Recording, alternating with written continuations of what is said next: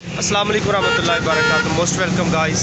और आज हमारी थोड़ी सी डिफरेंट वीडियो है। जैसा कि हम लोग आपको जो है परमिशन के हवाले से कुछ बताते रहते हैं, इस तरह की कुछ मालूमात वाली वीडियो।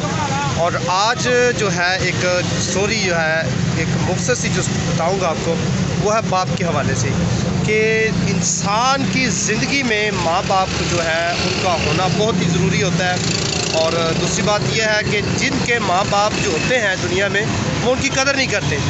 तो जिनके वालिदैन इस दुनिया से जा चुके होते हैं, उनसे कदर जो है माँ बाप की पूछनी चाहिए कि माँ बाप का क्या सहारा होता है और माँ का सहारा क्या होता है। और इसी तरह के आप लोग देख सकते हैं कि ये एक आदमी है जो कि अपने बच्चे को जो है रक्षा एक यानी कि जो मज़दूरी वगैरह आप करते हैं, इतनी ज़्यादा धूप में और अपने बच्चे को साथ में रखा हुआ है और उसकी हिफाजत के लिए यहाँ पर जो है वो बैठा हुआ है। और उसको जो है मैंने देखा कि उसके चेहरे को जो है साफ़ कर रहा है और उसको जो है वो दूध पिला रहा है। माँ जो होती है वो बच्चे की ज़्यादा केयर करती है, बाप भी बच्चे के साथ बहुत प्यार और मोहब्बत रखता है।